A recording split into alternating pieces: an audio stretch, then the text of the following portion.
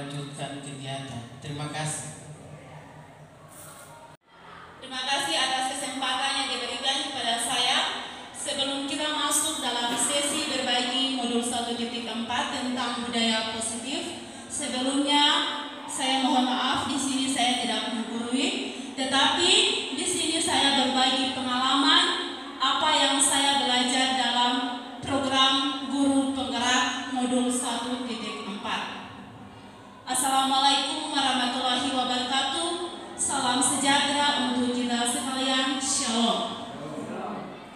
Yang terhormat Ibu Kepala Sekolah, yang saya hormati Bapak Ibu guru hebat sekalian. Saya akan berbagi pengalaman tentang modul 1, yakni budaya positif.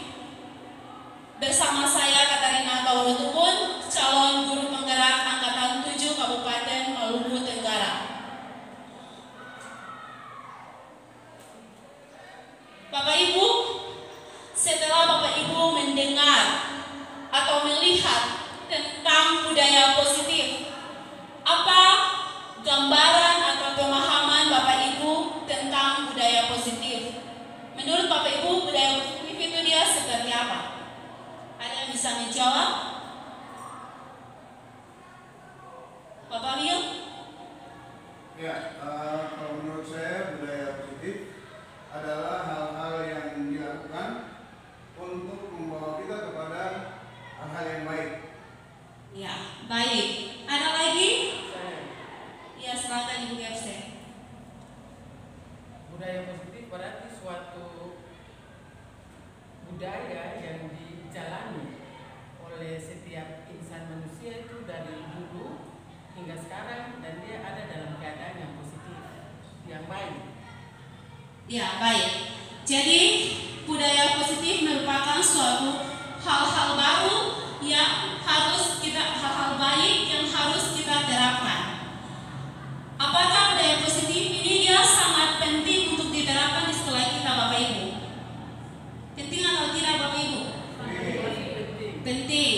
Jadi, budaya positif ini sangat penting diterapkan di dalam lingkungan kita, lingkungan sekolah kita. Tetapi, bagaimana kita sebagai guru dapat melaksanakan budaya positif? Otomatis, kita harus menanamkan dalam diri kita motivasi diri atau motivasi intrinsik. Jadi, kalau kita melakukan sesuatu berdasarkan motivasi dari luar karena merasa takut, berarti apabila tidak ada peraturan, maka kita dengan lalai untuk melakukannya. Kita cuma melakukannya berdasarkan peraturan atau rasa takut karena kepala sekolah, sehingga kita cuma buat pada saat kepala sekolah itu ada saja. Tetapi kalau ketika kepala sekolah dia tidak ada, maka kita akan lalai.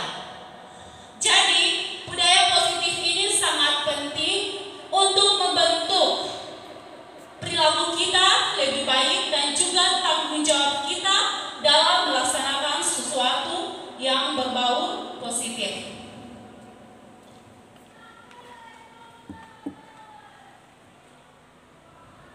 Jadi, konsep-konsep inti dalam budaya positif yang saya berbagi dengan Bapak Ibu sekalian, yang pertama perubahan paradigma belajar, 2 disiplin positif, 3 motivasi perilaku manusia, 4 kebutuhan dasar, 5 posisi kontrol manusia, 6 keyakinan kelas, dan yang ke-7 segitiga restitusi.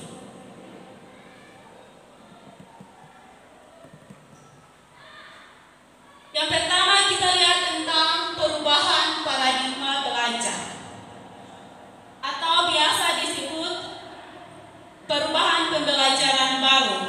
Jadi, proses pembelajaran atau paradigma belajar baru ini dia memastikan praktek pembelajaran yang berpusat pada murid. Ini sesuai dengan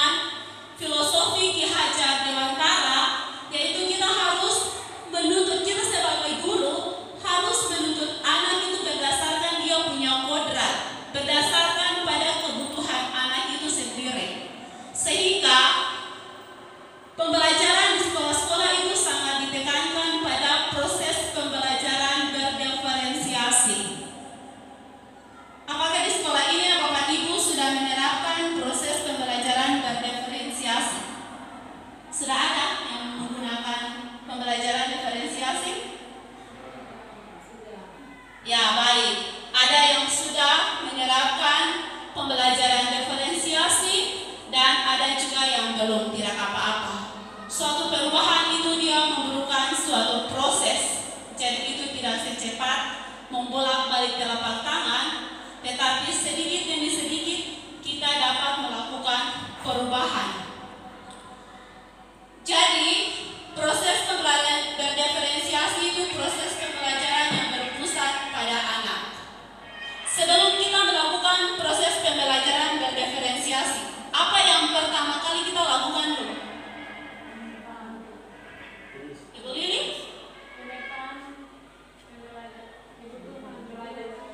Ya, baik. Jadi yang pertama dilakukan pemetaan kebutuhan belajar siswa. Oh, anak ini karena dia menangkap apa yang dijelaskan guru dengan baik, berarti dia masuk dalam kelompok visual.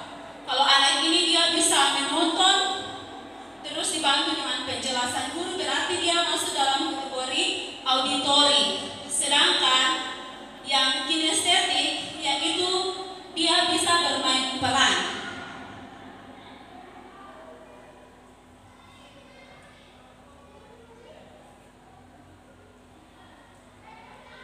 Berkaitan dengan perubahan paradigma, di sini akan kita lihat tentang miskonsepsi tentang teori kontrol. Yang pertama, ilusi guru mengontrol murid. Saya tanya dulu, apakah guru dia bisa mengontrol murid? Bapak Ibu, bisa atau tidak? Bisa. Jadi, misalkan contoh, guru mengontrol murid. Misalkan contoh satu kasus, anak ini dia malas sekolah misalkan. Dia malas sekolah lalu guru panggil supir nasihat. Jadi panggil hari ini, besok dia masuk sekolah. Lusa dia masuk lagi. Tetapi karena tidak dikontrol dengan baik, berarti berikut dia jadi malas lagi. Kenapa dia malas? Karena tidak ada motivasi dalam diri anak itu supaya dia berubah. Dia cuma datang di sekolah cuma karena rasa takut kepada guru tersebut. Jadi ini harus kita menanamkan bagaimana motivasi diri atau motivasi intrinsik kepada anak itu supaya dia lebih paham, sehingga dia dapat melakukan sesuatu itu dengan tanpa adanya paksaan atau rasa takut. Yang kedua, ilusi bahwa kritik dan membuat rasa bersalah mampu menguatkan karakter. Misalkan, anak yang tadi contoh kasus tadi malas sekolah. Dia datang, guru selalu mengkritik. Buat kamu ini kenapa selalu malas sekolah terus? Sedangkan ibu selalu sudah kasih nasihat, sudah kunjungan ke rumah orang tua, tetapi kamu ini selalu sangat mengecewakan ibu. Itu anak sudah merasa bersalah, kita guru lagi membuat supaya anak tersebut dia lagi merasa bersalah lagi. Otomatis dia melakukan itu cuma karena supaya ibu jangan kecewa dia datang saja. Tapi lama dia nanti dia tidak akan masuk sekolah lagi. Karena itu juga tidak ada motivasi dalam diri, tetapi motivasi eksternal karena rasa takut saya kepada ibu saja.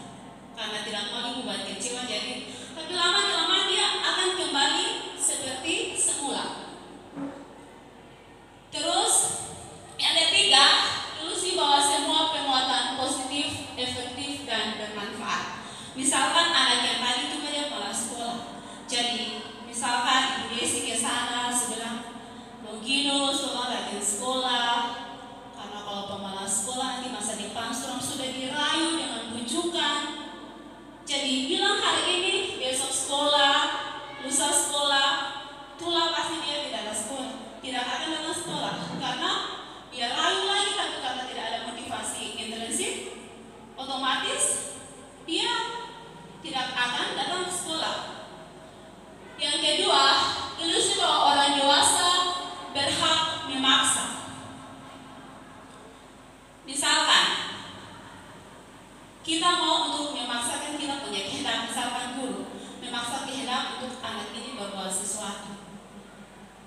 Tetapi kita paksa tapi kalau tidak ada motivasi. Atau misalkan contoh lain, kepala sekolah bilang datang jam 7.30 harus semua ada di sekolah. Tetapi kalau Bapak Ibu tidak ada motivasi dalam diri, berarti Bapak Ibu juga tidak bisa mengikuti apa yang dikatakan oleh kepala sekolah. Jadi Bapak Ibu, motivasi di dalam diri itu dia sangat penting. Karena tanpa adanya aturan, tanpa adanya paksaan, kalau ada motivasi dalam diri berarti kamu bisa melaksanakan itu. Tetapi karena rasa takut, kepala sekolah selalu ada. Jadi kepala sekolah jam 7 ada, berarti saya harus ke sekolah sebelum jam 7. Tetapi ketika kepala sekolah dia tidak ada, berarti otomatis Bapak Ibu tidak akan jam 7. Betul atau tidak? Itu karena motivasi ekstrinsik, itu motivasi dari luar, rasa takut kepada kepala sekolah. Tetapi Bapak Ibu harus menanamkan motivasi intrinsik di dalam diri Bapak Ibu. Jadi Bapak Ibu juga bisa berbagi motivasi intrinsik ini kepada siswa supaya siswa dalam memiliki kesadaran akan motivasi intrinsik atau diri.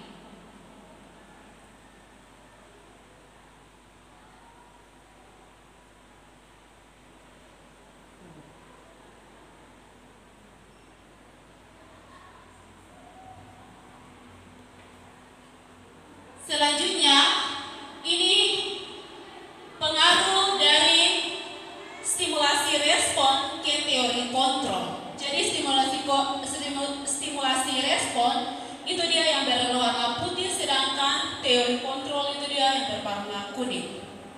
Jadi pengaruh ini ada perbedaan antara stimulasi respon ini biasa digunakan pada dulu, sedangkan teori kontrol ini harus yang kita gunakan sekarang.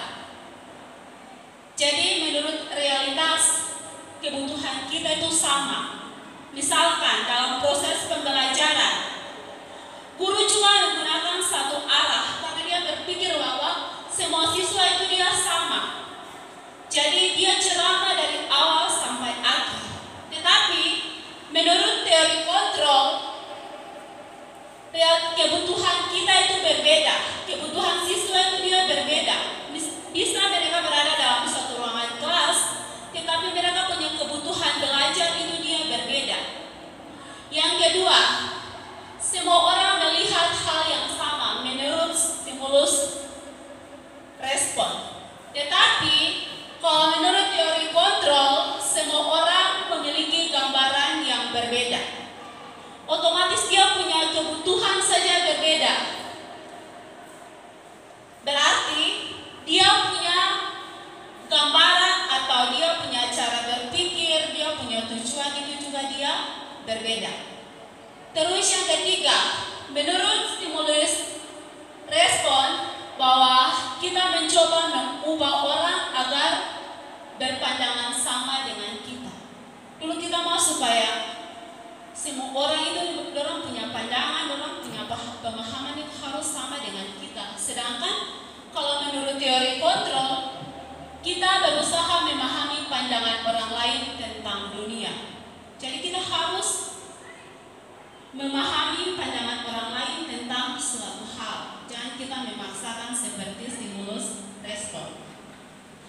Yang keempat, perilaku buruk dilihat sebagai suatu kesalahan. Misalkan, contoh kasus, anak ini dia di kelas tidak menerima pembelajaran dengan baik. Itu kita sudah mencap bahwa anak itu dia anak yang kurang baik atau apa. Itu menurut stimulus respon. Tetapi kalau menurut teori kontrol, semua perilaku memiliki tujuan. Jadi entah anak itu dia berperilaku baik atau buruk, pasti dia punya alasan ada. Jadi kita sebagai guru, ketika anak itu membuat suatu kesalahan, kita panggil, tanya dulu kenapa dia berbuat begini. Pasti dia akan mengungkapkan alasannya. Dari alasan kita sama-sama mencari solusi agar anak tersebut dia tidak seperti begitu lagi.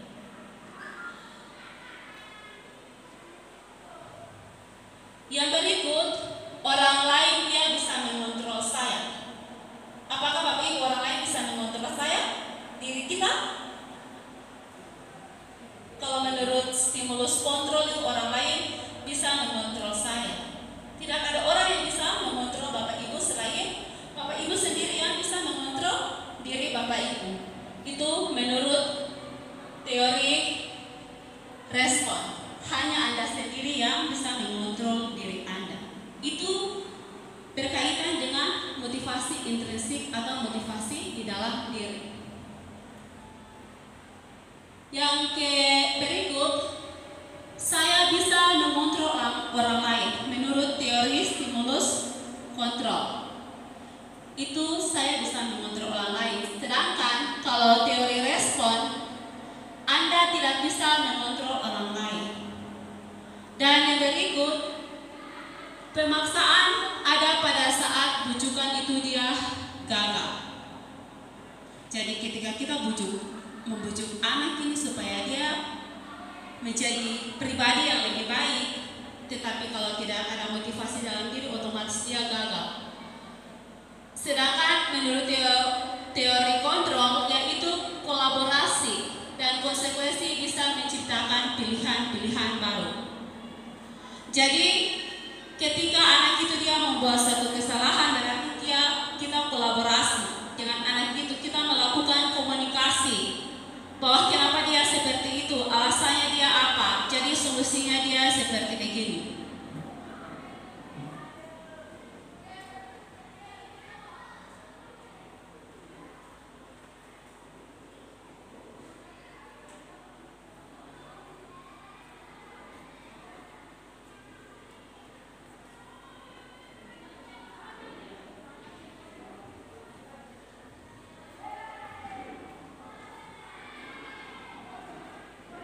Berkaitan dengan stimulus respon, dan ini ada kita bisa membedakan tentang penghukum itu dia seperti apa, terus perbedaan konsekuensinya apa, dan restitusinya seperti apa. Sekarang kita lihat penghukum. Penghukum ini merupakan suatu tindakan yang dilakukan dengan tiba-tiba. Misalkan contoh kasus, siswa dia datang terlambat, tiba-tiba guru pikir dia datang tanpa direncanakan, dia terlambat, semua lari keliling lapangan sebanyak 5 kali, contoh. Atau betis dari siswa-siswa terlambat dipukul. Dan yang kedua, bersifat satu arah dan tidak terencana. Dia bersifat satu arah karena cuma dari guru saja yang memberikan hukuman kepada siswa. Terus hukuman dia bisa berupa fisik dan psikis. Kalau berupa fisik itu seperti yang saya kasih contoh tadi, lari keliling lapangan. Sedangkan hukuman psikis ini dia berupa kata-kata. Jadi Bapak Ibu, ketika anak melakukan suatu kesalahan, kalau kita mau memarahi atau memberikan hukuman dengan psikis, tolong perhatikan kalimat-kalimat yang kita ucapkan, karena dengan kalimat-kalimat tersebut kadang itu dia teringat dalam benak mereka sehingga mereka dewasa. Itu hukuman. Sedangkan konsekuensi itu dia terencana dan disepakati bersama. Misalkan contoh kasus terlambat tadi, kan sudah ada aturan sini, kalau siswa terlambat berarti dia harus beli kotor di halaman. Jadi ini kita sudah tahu, oh kalau terlambat berarti dia punya konsekuensinya pilih kotor di halaman sekolah. Sedangkan restitusi ini saya baru temukan ketika mempelajari dan masuk dalam pendidikan guru penggerak. Jadi proses restitusi adalah proses menciptakan kondisi murid untuk memperbaiki kesalahannya sehingga mereka kembali ke kelompok mereka dengan karakter yang lebih baik. Jadi ketika anak buat salah, kita panggil, tanya alasannya apa, terus kita bisa mencari solusi, meminta anak itu mempertanggungjawabkan apa yang dia lakukan, terus bersama-sama mencari solusi atas kesalahan yang dia perbuat.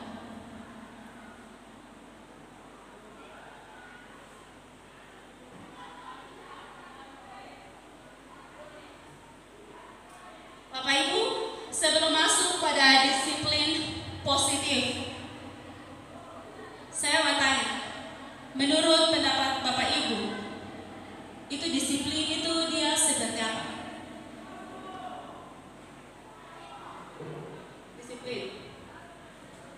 Disiplin positif.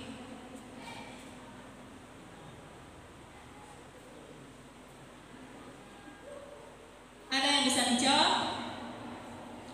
Jadi Bapak Ibu, disiplin positif ini biasanya kalau kita mendengar kata disiplin berarti kita berpikir tentang hukuman atau peraturan. Oh, biasa kita pikir, kalau disiplin, kalau kena aturan terlalu banyak seperti begitu. Tetapi ini menurut dua pakar pendidikan yaitu Ki Hajar Dewantara dan Dian Gosen, itu disiplin positif sebagai bentuk kontrol diri, yaitu belajar mengontrol diri kita agar mencapai tujuan yang mulia. Misalkan kita berbicara mengontrol diri berarti motivasi intrinsik atau motivasi diri. Jadi kita sudah motivasi dalam diri biar orang membuat apa di luar, tapi kita mampu untuk mengontrol diri kita bahwa tidak bisa kita ikuti itu karena nanti dia berakibat fatal.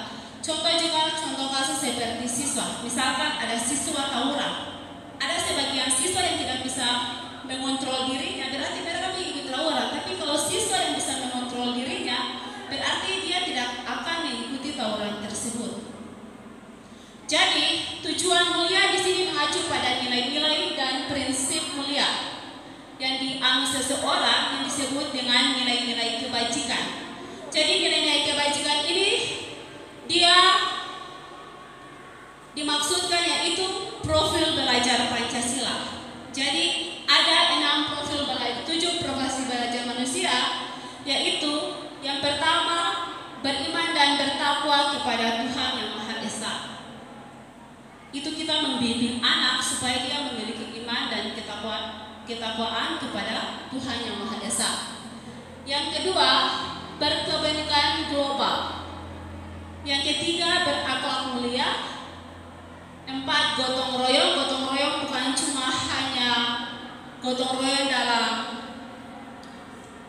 kerja bakti, tetapi gotong royong ini juga dia lebih kepada kolaborasi, baik antara guru dengan murid atau murid dengan murid. Terus bisa menciptakan siswa yang bermandiri, bernalar kritis, dan kreatif.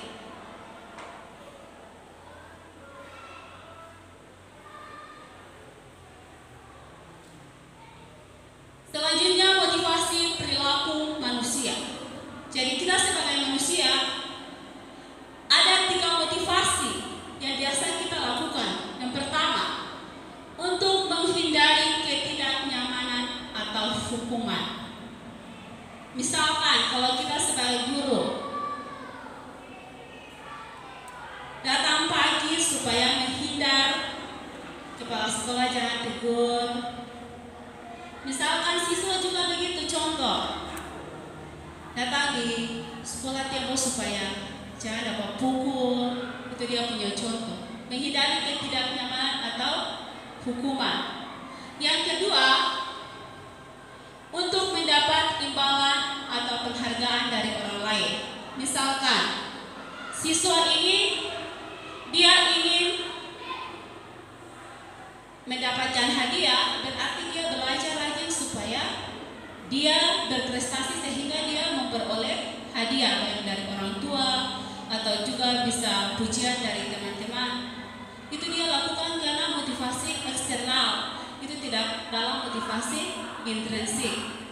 Dan yang ketiga, untuk menjadi orang yang merasa ingin menghargai diri sendiri dan nilai yang mereka percaya. Kalau kita ingin supaya diri kita ini dihargai, kita menghargai diri sendiri, berarti kalau disuruh datang tempo ya datang tempo toh, kita harus ada motivasi dalam diri supaya kita tidak ditegur.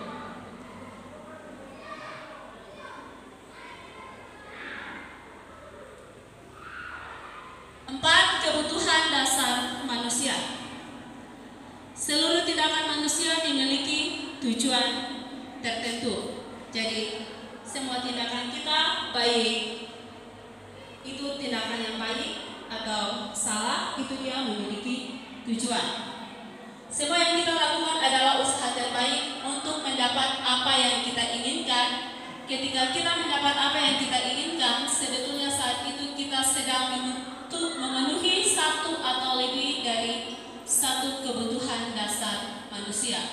Jadi di sini ada 4 kebutuhan dasar, yaitu kesenangan, cinta dan kasih sayang, 2 kebebasan dan penguasaan.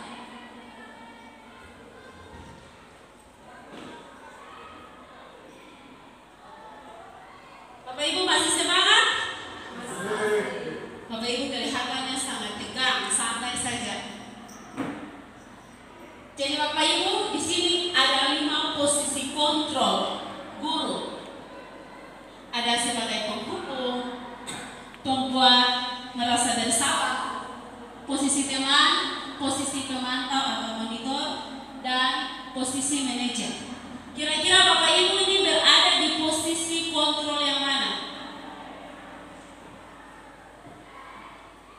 Ada juga satu guru bisa masuk dalam 5 posisi kontrol, ada juga 3. Kira-kira Bapak Ibu ini ada di posisi kontrol yang mana?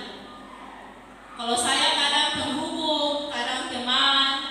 Kalau Bapak Ibu yang lain, kira-kira masuk posisi kontrol mana Bapak Anies? Ya?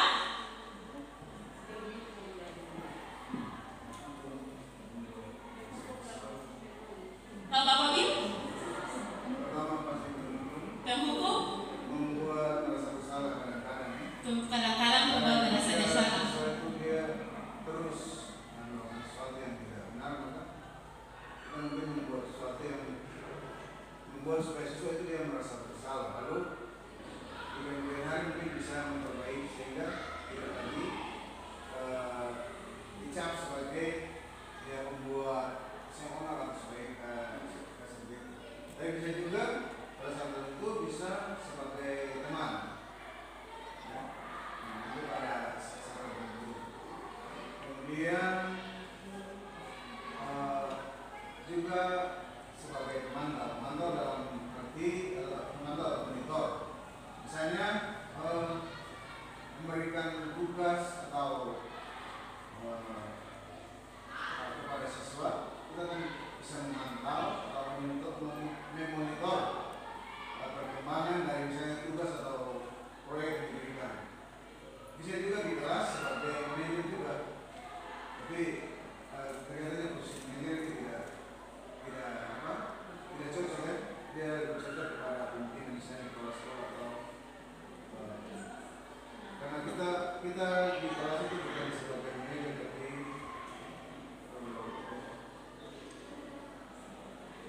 motivator. Kira-kira itu saya. Baik, kalau Ibu Lili kira-kira ada di posisi kontrol yang mana? Posisi penghukum dan teman ini kan?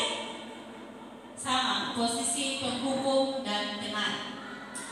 Jadi Bapak Ibu, kita kadang berada di 5 posisi kontrol ini. Kadang satu guru 2 posisi kontrol, atau 3, atau bahkan ada satu guru yang bisa 5 posisi kontrol. Jadi nanti kita akan melihat tentang 5 posisi kontrol. Jadi kita akan berubah. Oh, misalkan dulu saya di penghukum, berarti kita akan lihat di sini.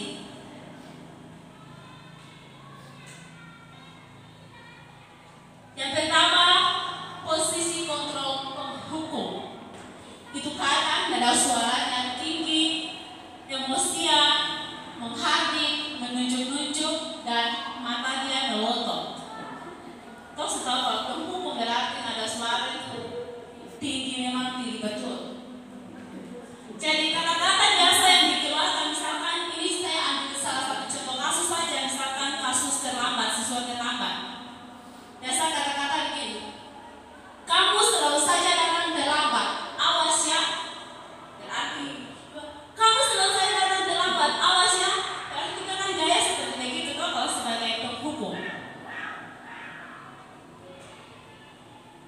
Yang kedua, membuat merasa bersalah. Nada suaranya cenderung lembut, tenang, namun kata-katanya menyalahkan murid. Contoh kasus sama itu terlambat. Jadi siswa dia datang terlambat, lalu guru pikir dia bilang begini, senangnya bikin ibu susah. Ibu bisa jantungan kalau ditegur kepala sekolah. Kok guru pikir karena setiap hari bikin aja, habis siswa ini datang terlambat, nanti kalau kepala sekolah ketahuan siswa ini yang selalu terlambat kan. Ibu bagaimana dengan anak ini selalu terlambat? Jadi dia sudah merasa bersalah datang terlambat. Ibu bilang lagi, kamu bisa bikin ibu jantungan kalau ditegur oleh kepala sekolah. Jadi dia semakin merasa bersalah. Terus posisi kontrol sebagai teman. Itu dia punya nada suara ramah, cenderung bercanda gurau untuk menghangatkan suasana. Ini contoh kasus terlambat lagi. Jadi sebagai teman berarti kita sebagai guru bilang bikin kalau siswa dia terlambat. Ya, kali ini tidak apa-apa.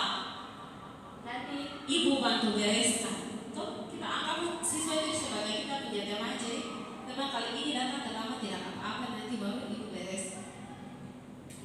Terus yang keempat, posisi pemantau. Nada suaranya datar, tidak emosian, senantiasa memantau pada saat murid diberikan sanksi dan mengawasi. Jadi dia siswa ini terlambat, misalkannya namanya Andi, dia datang terlambat, berarti posisi guru sebagai pemantau, guru akan bilang begini, Andi, kamu sudah tahu konsekuensinya jika terlambat. Jadi dia sudah tahu konsekuensinya jika terlambat itu buat apa? Pilih kotor di halaman sekolah. Itu pemantau tuh, guru memantau terus siswa yang terlambat ini. Yang kelima, yaitu posisi kontrol manajer. Dia punya nada suara netral, tidak emosi, dan guru membimbing murid untuk memecahkan masalahnya. Contoh Andi terlambat tadi. Berarti guru dia akan bilang begini, Andi, kamu sudah mengetahui jam berapa proses pembelajaran ini dimulai. Misalkan Andi bilang, ya ibu 7.30. Terus alasannya kenapa kamu datang terlambat? Alasannya saya bangun terlambat karena tadi malam saya bermain game sampai jam 12. Kira-kira apa solusi yang bisa kamu lakukan untuk memperbaiki kesalahan? Berarti Anda akan jawab, saya akan memperhatikan jam tidur saya misalkan, atau memasang alarm di HP. Itu dia punya solusi atau jalan keluarnya seperti ini. Jadi Bapak Ibu, di antara 5 posisi kontrol ini, posisi yang paling ideal yaitu posisinya sebagai manajer. Jadi ketika anak melakukan suatu kesalahan, kita jangan langsung bicara balik anak itu dia gagal, tetapi kita memanggil lalu mencari solusi supaya dengan begitu anak itu dia akan memperbaiki kesalahan yang dia buat tadi. Sampai sini masih semangat? Mari kita berikan aplaus yang meriah dulu.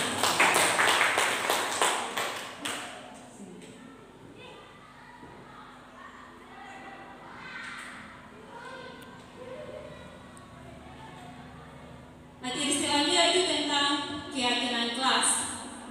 Tetapi sebelum masuk pada keyakinan kelas, saya akan tanya dulu sama Bapak Ibu. Setiap pengendara bermotor itu mereka biasanya menggunakan helm. Mengapa?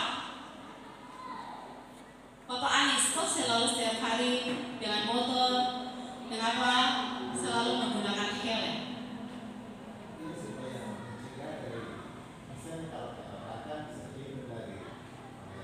Misalnya kecelakaan bisa terlindung. Ibu Sofi. Terima kasih.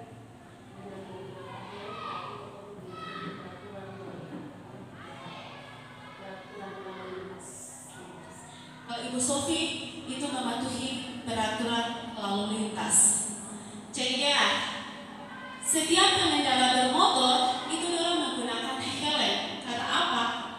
Mereka meyakini bahwa dengan menggunakan helm mereka bisa menghindari dari kecelakaan, bisa ada keselamatan diri.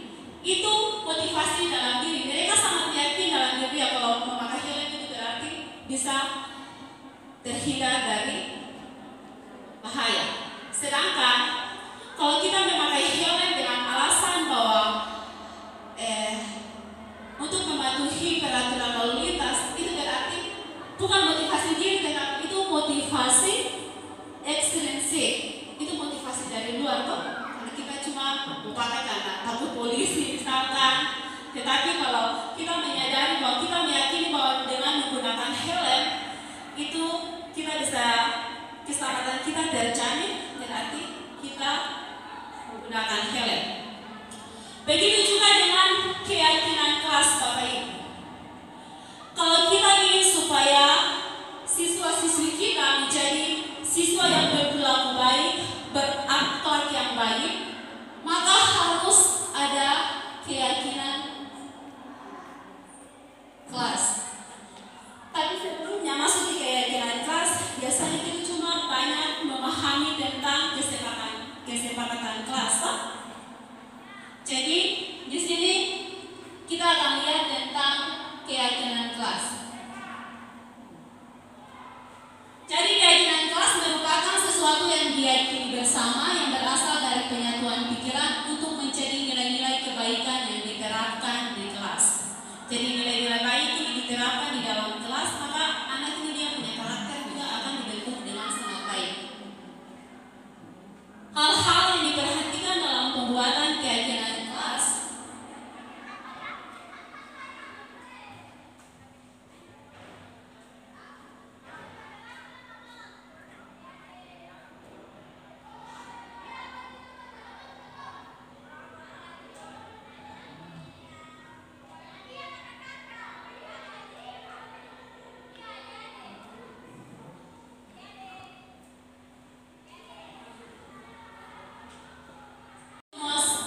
dilibatkan dalam pembuatan keyakinan kelas. Jadi satu kelas itu semua anak dia dilibatkan. Jadi pada saat itu guru membagi kertas kecil kepada setiap anak, lalu anak disuruh tulis salah satu keyakinan dia. Setelah menulis, maka kertas itu akan ditempelkan di papan tulis. Setelah ditempelkan, guru dia akan menyortir. Oh, kalau ada yang punya sama berarti dia akan cabut satu-satu supaya memilih, karena keyakinan kelas ini memilih salah satu. Terus pernyataan dalam bentuk positif. Pernyataan dalam pembuatan keyakinan itu dia dalam bentuk positif. Misalkan biasa kita dilarang membuang sampah sembarangan. Kalau dilarang itu kan dia negatif tuh. Jadi kalau untuk yang positif berarti jagalah kebersihan kelas. Itu harus begitu, positif. Jadi tidak boleh ada kata dilarang, tidak boleh, itu tidak boleh. Terus yang ketiga, tidak terlalu banyak. Itu keyakinan kelas itu dia tidak perlu banyak-banyak. 3-5 itu sudah cukup. Untuk apa?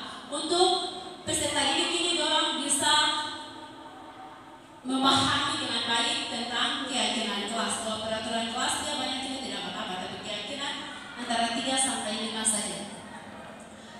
Yang keempat, bersedia meninjau kembali dari waktu ke waktu.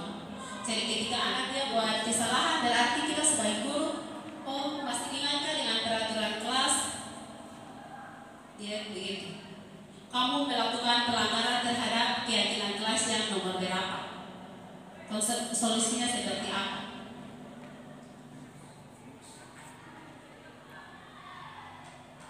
Jadi Bapak Ibu, setelah mempelajari keyakinan kelas ini, saya harap supaya Bapak Ibu bisa melakukan membuat keyakinan kelas di kelas masing-masing. Bisa? Bisa?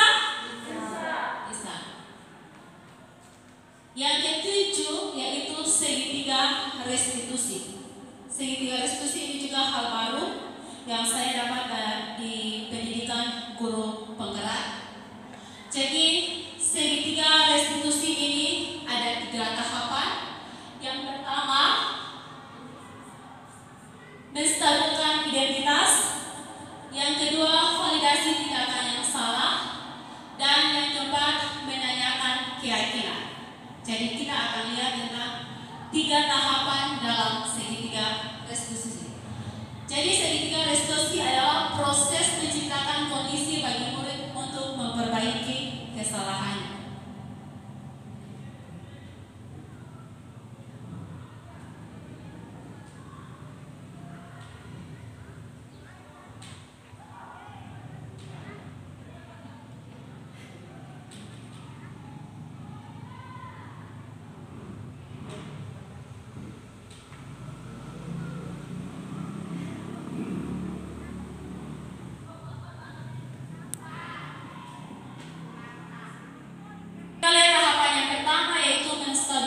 Identitas.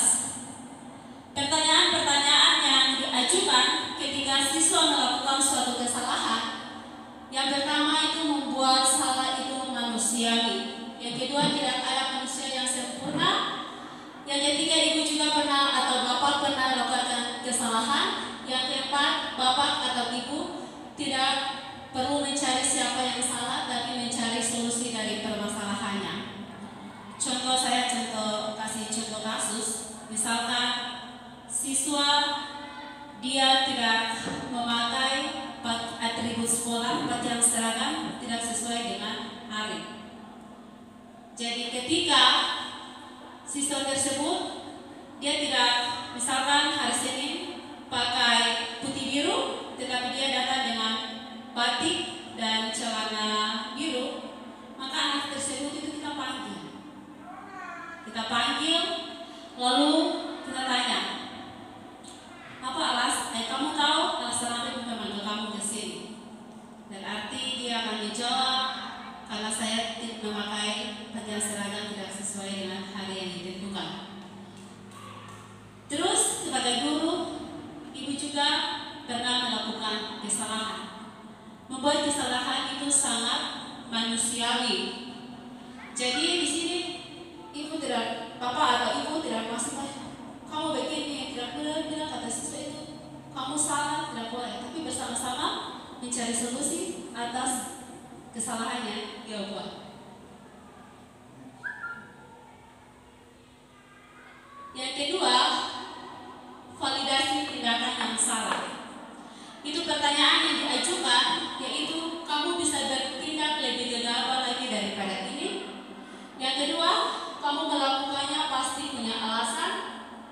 3, kamu melakukannya karena mempertahankan sesuatu yang berharga bagimu. 4, mungkin kamu bisa mempelajari sesuatu perilaku yang baru lebih efektif dan bersediakah kamu mempelajarinya. Jadi ini 4 pertanyaan yang harus Bapak Ibu ajukan kepada siswa yang bermasalah, tergantung pada contoh kasus. Misalkan yang tadi dia berpakaian tidak sesuai dengan hal yang ditentukan, berarti kamu akan tanya begini, alasan apa sehingga kamu bisa memakai baju batik? Berarti dia punya alasan, dia ada. Dia akan menyampaikan dia punya alasan. Dari alasan itu, Bapak Ibu juga bisa bersama-sama mencari solusi. Yang tahap ketiga, menanyakan keyakinan kelas. Misalkan keyakinan kelas, contoh kasus. Ada siswa yang bertengkar. Jadi misalkan Santi dengan Tina ini, mereka bertengkar.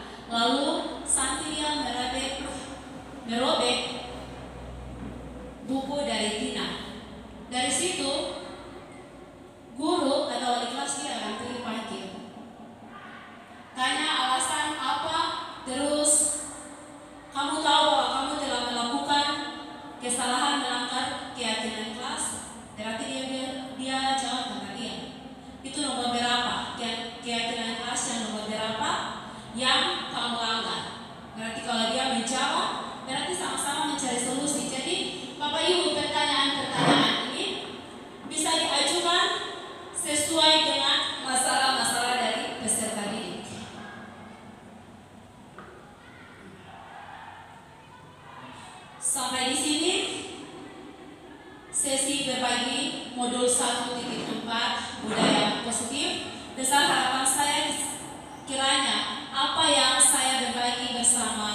Bapak Ibu sekalian, Bapak Ibu dapat berbagi dengan warga sekolah yang lain, terlebih khusus peserta didik, agar peserta didik kita memiliki karakter dan budi pekerti yang baik. Sekian dan terima kasih.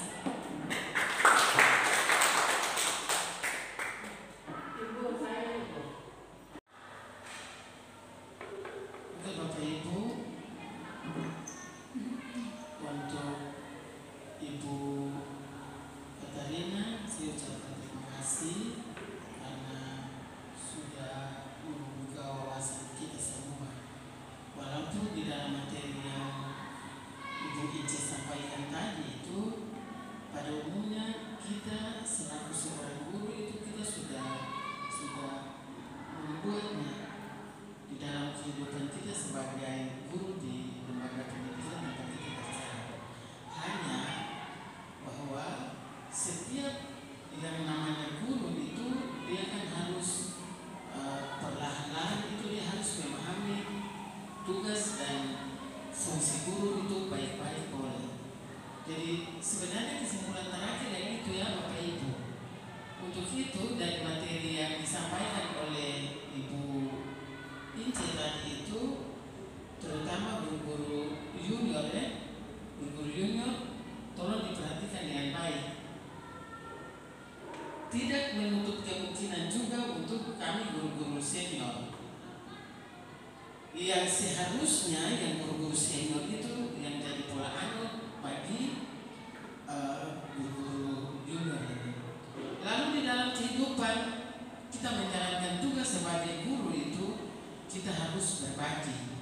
Kalau misalnya teman yang belum memahami apa-apa harus mencari solusi dengan harus bersinergi dengan teman-teman yang lebih tahu supaya sesuatu yang baik itu selalu ada pada kita punya diri. Kalau sudah ada budaya yang baik ada pada kita punya diri, maka di sekolah pasti tercipta akan hal itu.